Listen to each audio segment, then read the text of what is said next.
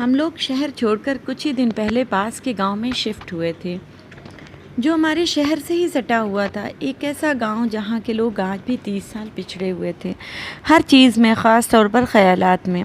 یہ آج سے 15 سال پہلے کی بات ہے، شاید 2005 کی۔ میرے پاپا ترنت ہی گورنمنٹ جاب سے ریٹائر ہوئے تھے۔ انہیں کچھ پیسہ ملا تھا تو انہوں نے کچھ جاننے والے لوگوں سے پہلے ہی کہہ دیا تھا کہ اگر کوئی زمین مل جائے تو میں اسے خرید کر ایک مکان تعمیر کروانا چاہتا ہوں۔ ایک دن ان کے جاننے والے چاچا حدیث انہیں مل گئے اور انہوں نے کہا کہ رشید صاحب، ایک زمین تو ہے لیکن اس میں کچھ کمرے بھی بنے ہوئے ہیں، آپ کے گزر بسر کرنے کے لیے فی الحال کافی اچھا ہے۔ تھوڑا پرانا ہے اور شہر سے باہر ہے، 2-4 سالوں میں وہ گاؤں بھی شہر میں آنے والا ہے۔ اس میں رہنے والے لوگ یہ مکان کسی مجبوری کے تحت بہت جلدی بیچ دینا چاہتے ہیں۔ انہیں پیسوں کی سخت ضرورت ہے، آپ کا کیا خیال ہے؟ اگر آپ کہیں تو میں اس سلسلے میں بات کروں ان سے۔ پاپا نے کہا ٹھیک ہے، لیکن میں پہلے مکان دیکھنا چاہتا ہوں۔ بہرحال بات آگے بڑھ گئی، ہم لوگوں نے وہ مکان لے لیا۔ حالانکہ زمین زیادہ تھی لیکن کنسٹرکشن بے ڈھب تھا۔ 2 کمرے ایک دوسرے سے سٹے ہوئے تھے، پھر کچھ دوری پر کچن تھا جو چھوٹا سا اسٹور روم نما تھا، ایک سرکاری ٹوائلٹ، کافی دوری پر بلکہ گیٹ سے سٹا ہوا ایک ہینڈ پائپ، بیچ میں ایک ٹوائلٹ کی ٹنکی، اور دونوں کمروں اور کچن سے سٹا ہوا ایک برآمدہ جس پر ایک پرانا ٹن شیڈ چڑھا ہوا تھا اور چاروں طرف سے مٹی کے لیپ والی اینٹوں کی پرانی دیواریں تھیں۔ ایک نیلے رنگ کا ٹن کا گیٹ تھا، ہاں، لیکن پیڑ پودے خوب تھے۔ ہم سے پہلے والوں نے انگور کی بیلیں باتھ روم سے سٹا کر لگا رکھی تھیں جس میں کافی پھل آتے تھے۔ کئی پیڑ امرود کے تھے، کیلے کا پیڑ اور پپیتے کے کئی پیڑ تھے، ایک پیڑ آم کا بھی تھا۔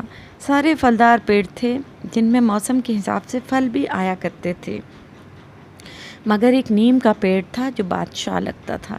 ٹھیک نیلے گیٹ کے سامنے چوڑا سینہ لیے ہوئے کھڑا تھا وہ، اس کی ہری بھری ڈالیاں سامنے والی کچی سڑک سے لے کر ہینڈ پائپ اور گیٹ کو اپنے گھنے سائے میں لے کر ہمیں اپنی ٹھنڈی چھاؤں میں پناہ دیتی تھیں۔ بجلی کی بہت دقت تھی وہاں، شام کو لالٹین کا سہارا لینا پڑتا تھا۔ گرمی سے بچنے کے لیے ہم سب لوگ آنگن میں چارپائیاں ڈال کر دیر رات تک بیٹھتے تھے۔ ایک دن مجھے پتہ چلا کہ اس مکان کو بیچنے کی ایک میجر وجہ تھی۔ ان لوگوں نے شاید بغل والوں کا خون کسی وجہ سے کر دیا تھا اور اب مقدمے بازی کی وجہ سے قرضدار ہو گئے تھے۔ پھر ایک دن پتہ چلا کہ اس مکان میں ان لوگوں کے گھر میں کئی لوگ بیمار پڑ کر مر گئے تھے۔ کوئی چھت سے گر کر زخمی ہو گیا، کسی کو پیرالائسس ہو گیا۔ یہ ساری چیزیں مجھے سوچنے پر مجبور کرتی تھیں۔ رات کو جب میں اپنے کمرے میں اپنے بچوں کے ساتھ رہتی تھی تو اس سناٹے میں بھی چھت پر کسی کے زور زور سے چارپائی کھینچنے کی آوازیں آتی تھیں، کسی کے بھاری پیروں کی دھمک محسوس ہوتی تھی، جیسے کہ گیس سلنڈر کو لٹکایا جا رہا ہو۔ جب اس کا ذکر میں نے اپنی ممی سے کیا تو انہوں نے کہا کہ تم ڈرا مت کرو، ایسا کچھ بھی نہیں ہے، تمہارا وہم ہے، شاید پڑوس کی چھت پر کسی نے چارپائی کھینچی ہو۔ میرا جی چاہتا تھا کہ میں ابھی چھت پر جا کر دیکھوں کہ ماجرا کیا ہے، لیکن مجبوری یہ تھی کہ کوئی سیڑھی نہیں تھی۔ پہلے والے لوگ بانس کی سیڑھیوں کا سہارا لیا کرتے تھے، میں تو بانس کی سیڑھی کا سن کر ہی دور سے ہٹ جاؤں۔ پھر ایک دن میں نے آدھی رات کو ایک کالی پرچھائی دیکھی جو مجھ تک پہنچنے ہی والی تھی کہ میں گر کر چوٹل ہو گئی اور سب لوگ اکٹھا ہو گئے۔ پھر کئی دنوں تک میں نے خواب میں 3 ادھیڑ مسکراتے ہوئے انسان دیکھے جن کے آگے کے دانت کافی چوڑے تھے۔ وہ بظاہر تو انسان تھے لیکن ان کی باڈی کافی ہیوی تھی، داڑھی بھی فقیروں والی، لبادہ ایسا جیسا عرب کے شیخ پہنتے ہیں۔ پھر دھیرے دھیرے وقت گزرا، زمین کے کچھ حصے کو خرید کر میں نے بھی اپنا نیا گھر بنا لیا تھا۔ وقت گزر رہا تھا، شہری لائٹ آ گئی تھی، موبائل اور انٹرنیٹ نے اس گاؤں میں بھی اپنے پاؤں جما لیے تھے۔ اب یہاں کی لڑکیوں نے شام کو جھنڈ میں ٹہلنے کے بجائے موبائل میں منہ ڈالے رکھنے کو زیادہ پریفرنس دینی شروع کر دی تھی۔ میرے پاپا بھی ایک دن رات کو سوئے تو صبح اٹھے ہی نہیں۔ اب میں اکیلی ہونے لگی تھی۔ میرے ہسبینڈ ابراڈ رہتے تھے، میں دن بھر گھر میں اکیلی رہتی تھی، وہ بھی اندر سے تالا بند کر کے۔ گھر بھی ذرا لمبائی میں زیادہ تھا، بچے اسکول چلے جاتے تھے۔ پھر اس کے بعد جب میں کچن میں برتن وغیرہ سمیٹنے کے لیے جاتی یا دوپہر کے کھانے کا انتظام کرتی تو نہ جانے کیوں مجھے ایسا محسوس ہوتا کہ جیسے کوئی میرے ساتھ ساتھ چل رہا ہو، جسم میں سہرن سی ہونے لگتی۔ ابھی بھی چھت پہ ہونے والی تمام آوازیں جاری تھیں۔ جب میں دوڑ کر چھت پر جاتی تو کوئی نہیں ہوتا تھا، بالکل سناٹا۔ کئی بار میرے سامنے ہی کفگیر یا ڈھکن ہٹ جاتا۔ میں سوچتی رہ جاتی کہ کیا ہو رہا ہے۔ میں باتھ روم میں ڈر کی وجہ سے اکیلے نہانے سے بھی گریز کرتی تھی۔ کئی بار تو میں نے یورین روک کر رکھی ہوئی تھی۔ اب اس نیگیٹو انرجی نے اپنا رنگ دکھانا شروع کر دیا تھا۔ اب اس نے یہ احساس کروانا شروع کر دیا تھا کہ میں بھی ہوں۔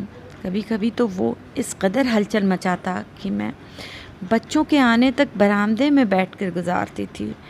کھڑکیوں کے پاس سے اس کا سایہ گزر جاتا تھا۔ کوئی میری بات کا یقین نہیں کرتا تھا اور اس کا فائدہ وہ سایہ اٹھاتا جا رہا تھا۔ کہتے ہیں کہ جب ایسی طاقتیں لوگوں کے دلوں میں اپنا ڈر قائم کر لیتی ہیں تو اور بھی طاقتور ہو جاتی ہیں۔ اب وہ طاقتور ہو رہا تھا۔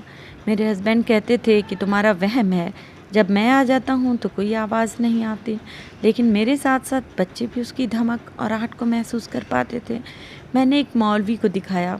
اس نے کہا کہ ہاں کچھ تو ہے، لیکن میں کچھ نہیں کر سکتا کیونکہ یہ آپ کے کچن کی زمین کے اندر گڑی ہوئی ایک ہڈی ہے جو کسی 65 سالہ انسان کی ہے۔ شاید آج سے ہزاروں سال پہلے کسی نے مار کر اسے یہاں ویرانے میں پھینک دیا تھا۔ تب مجھے یاد آیا کہ ٹھیک اسی جگہ پر میں نے اسی حلیے کے آدمی کو سلیب پر لیٹے ہوئے کئی بار خواب میں دیکھا تو تھا۔ میری گھبراہٹ بڑھتی جا رہی تھی، میں ڈر رہی تھی۔ میری عادت ہے کہ گھر کے کام کرتے ہوئے میں کچھ دعائیں پڑھتی رہتی ہوں۔ ان دعاؤں کی برکت سے وہ میرا کچھ بگاڑ تو نہیں پا رہا تھا، لیکن اس نے اپنی موجودگی کا احساس بڑھا دیا تھا۔ ایک اور بات نوٹس کی تھی میں نے کہ بچے بیمار رہنے لگے تھے۔ گھر میں بھی بے برکتی شروع ہو گئی تھی۔ آپس کے مزاج میں فرق آنے لگا تھا۔ میں سست رہنے لگی تھی۔ اور ہاں، ایک بات بتانا تو میں بھول ہی گئی۔